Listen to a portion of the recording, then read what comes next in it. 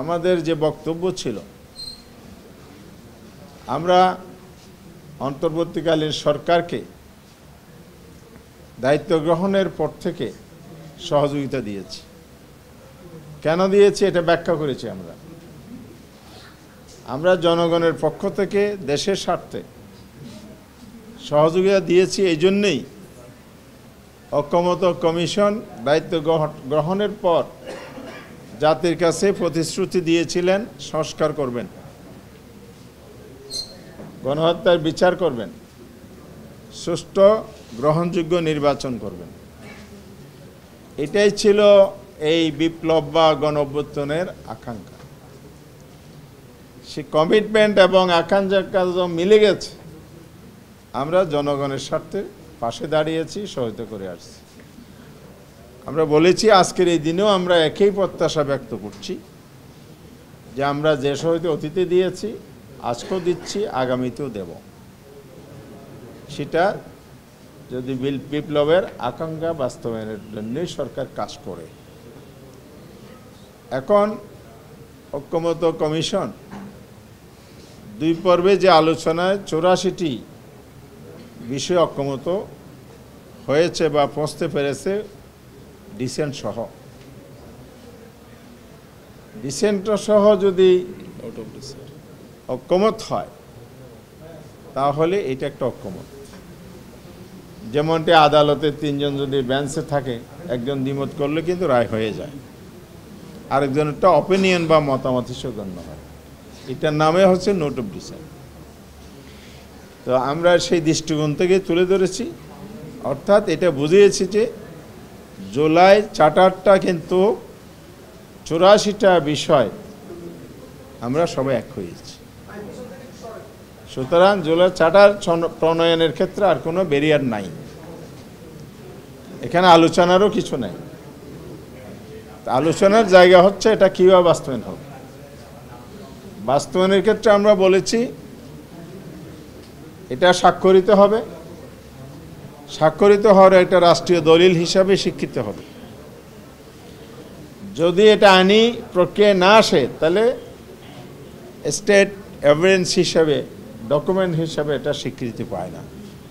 তাহলে আমরা যে আগামী দিনের বাংলাদেশ গড়ার স্বপ্ন দেখছি, সুশাসন, ন্যায় বিচার, গণতন্ত্র, জবাবদিহিতামূলক জনকল্যাণমুখী একটি রাষ্ট্র কায়েম হবে, পুরনো যে ফেসিবাদী আমলের সব কিছু সংস্কার করে দিয়ে মুছে পরিষ্কার করে নবযাত্রা যে শুরু হবে, তার জন্য জুলাই চার্টারের আইনি ভিত্তির কোনো বিকল্প নেই। এখন ওয়ে কি, আইনি ভিত্তিটা কীভাবে হবে আমরা বলেছি লিখিতভাবে, আজকেও আমরা মৌখিকভাবে ব্যাখ্যা করেছি।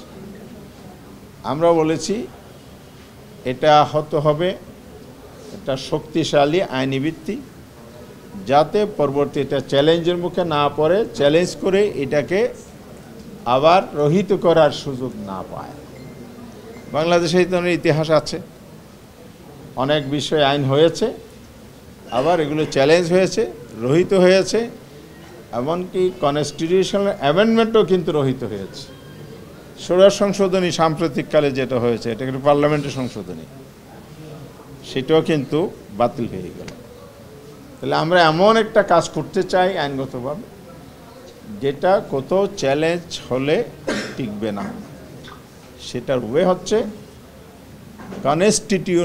কনস্টিটিউশন অর্ডার, কনস্টিটিউশনাল না, কনস্টিটিউশন অর্ডার। ভালো করে খেয়াল করবেন, এটা সংবিধান আদেশ।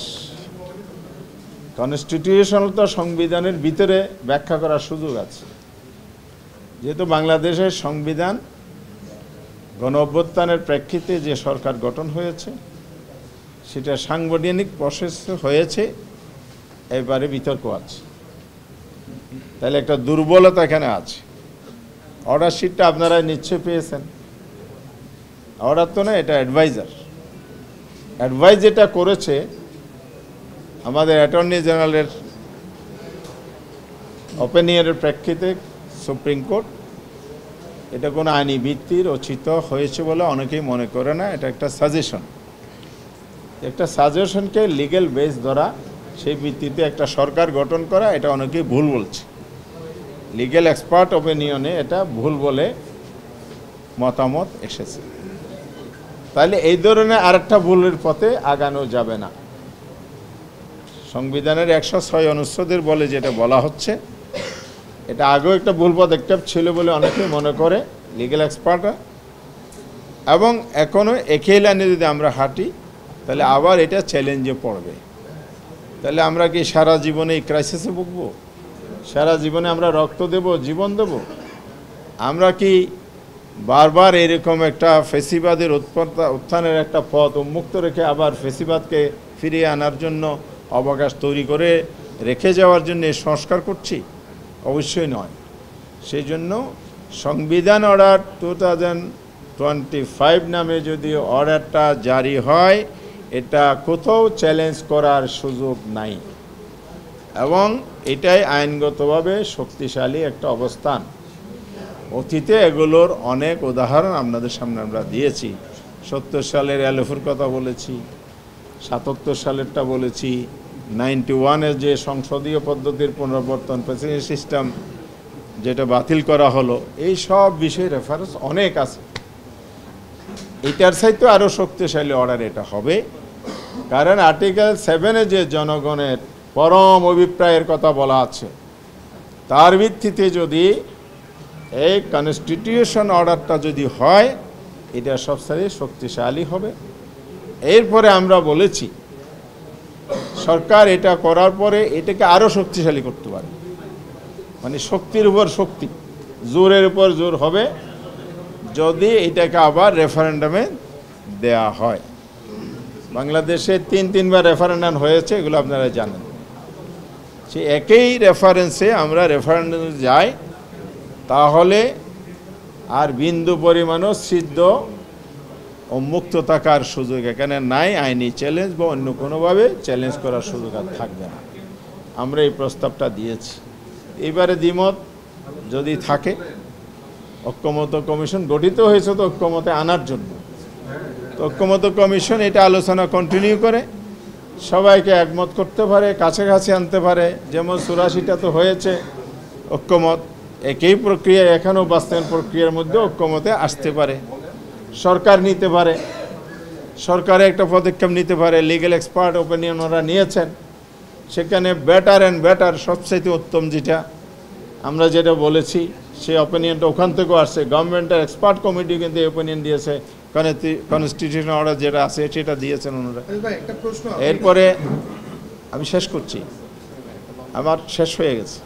এরপরে এই অর্ডারটা যদি কার্যকর হয়, গণভোটে যায়, তাহলে জনগণের কাছে কিন্তু চলে গেল। তো জনগণের কাছে চলে গেলে জনগণ এটা অ্যাকসেপ্ট করলে ওকে, আমাদের কোনো দ্বিমতের কারণ নাই, জনগণ ডিসাইড করেছে। আর যদি জনগণ গ্রহণ করে নিয়ে, তাহলে আমরা সেটা নিয়ে সামনে আগাবো। তাহলে আগামী দিনে যে একটা ক্রেডিবল ইলেকশন আমরা বলছি, আমরা যেটা সুষ্ঠু এবং ইতিহাসের উৎসম্মুখ সেরা নির্বাচন বলছি, সবটাই সম্ভব হবে যদি জুলাই সনদের আইনি ভিত্তি দিয়ে সেই ভিত্তিতে নির্বাচন হয়। আমরা এটাও বলেছি আমরা ফেব্রুয়ারিতে নির্বাচন চাই, ফেব্রুয়ারি নির্বাচন হইতে হবে, জুলাই সনদের আইনি ভিত্তি রচনা করে তার ভিত্তিতে নির্বাচন করতে হবে, এটাই আমরা বলেছি। আর নেক্সট আলোচনা হবে আগামী বুধবারে, তখন আর হয়তো আরও আলোচনা হবে।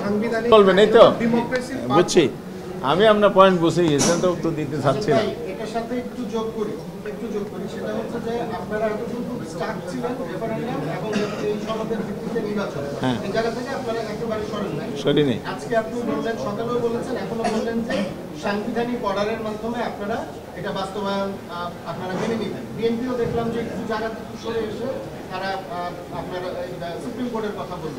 তাহলে কি আপনারা কোনো এই নিয়ে কোনো একটা একমতে পৌঁছাতে পারবেন? জি ধন্যবাদ। আগে ওনারটা জবাব দিই। আমরা যে প্রস্তাবটা দিয়েছি সেটা হলো জুলাই স্পিরিটকে ধারণ করার দৃষ্টিভঙ্গিতে দিয়েছি। আপনি কি জুলাইকে ধারণ না করেন, তাহলে আপনি তো ফেসিবাদের পক্ষে গেছেন, অপব্যাখ্যার সুযোগ নাই। আমরা রিটার্ন দিয়েছি, একেবারে স্পষ্ট আছে। সেই জন্য আমরা বলেছি যে আগামী দিনে যারা বাংলাদেশে রাজনীতি করবেন একটা নতুন ধারা নতুন ব্যবস্থার অধীনে রাজনীতিটা করতে হবে, তার একটা পার্ট হিসেবে আমরা এই প্রস্তাবটা দিয়েছি। জি, আর ওনার ছিল হ্যাঁ সরে আসা, এখানে না আসার বিষয় না, একেবারে স্বচ্ছভাবে কথাগুলো আসছে, ওনারা ওনাদের মত দিয়েছে, আমরা আমাদের মত দিয়েছি। এই আলোচনার জন্য আবার বুধবারে আমরা বসবো, তখন তো কাছাকাছি আসার জন্য আরও উপায়ও বের হতে পারে। সুতরাং না, সাংবিধানিক অর্ডার আমাদের প্রস্তাব মেনে নেওয়ার কি আছে, এটা তো আমাদের প্রস্তাব। জি যেটা আপনি বলছেন যে না বাদ বলি নাই তো, দুটো জুলাই সনদ কেউ যদি না মানে এটা তো রাজনৈতিক দৃষ্টিভঙ্গির বিষয়, এই জন্য কাউকে কি রাজনীতি থেকে ডিসকোয়ালিফাই জুলাই সনদ এখন রাজনৈতিক দৃষ্টিভঙ্গি নয়, তাহলে এটার জন্য এটা গণ আকাঙ্ক্ষা, এটাকে কাউকে রাষ্ট্রদ্রোহী বলা যায় কিনা? আচ্ছা, তাহলে সেই ক্ষেত্রে আরেকটা বিতর্ক আসবে যে যে 71 মানবে না সে কিভাবে ইলেকশন করবে? তো এই ক্ষেত্রে তো এফিডেভিট নিতে হবে। এইটা কি আমরা একটা ফেসিবাদের দিকে ফিরে যাচ্ছি না? আচ্ছা, মানতেই হবে কাউকে জোর কারণে? আমরা মানতেই হবে বলতে বাংলাদেশের আইনানুগ প্রক্রিয়া সাংবিধানিক প্রসেসে পলিটিক্স করি আসছি আমরা। দেশটা 72-এর সংবিধান দ্বারা চলেছে, অ্যামেন্ডমেন্ট হয়েছে নানাভাবে। এখন প্রেক্ষাপট যখন তৈরি হয়, বাংলাদেশের স্বাধীনতা যুদ্ধ আমাদের একটা অর্জন, আমরা বারবার বলেছি।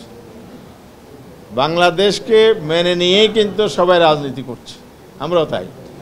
সুতরাং এখানে এই পিছনের কথা আর টানার কোনো সুযোগ নাই। ওটা না মানলে বাংলাদেশকে তো অস্বীকার হয়ে যাবে, সুতরাং নির্বাচনের প্রশ্ন আসবে কীভাবে? আর জুলাইটার হুবহু এরকম না হলেও জন আকাঙ্ক্ষার জায়গায় এই স্পিরিটটা এমন জায়গায় উচ্চ পর্যায়ে চলে গেছে, যেটা ধারণ না করে ভবিষ্যতে আসলে রাজনৈতিক পথ চলা কঠিন। সেই জায়গা থেকে আমরা বলেছি যে জুলাইয়ের স্পিরিটটাকে আমরা ধারণ করে রাজনীতি করতে চাই। জি,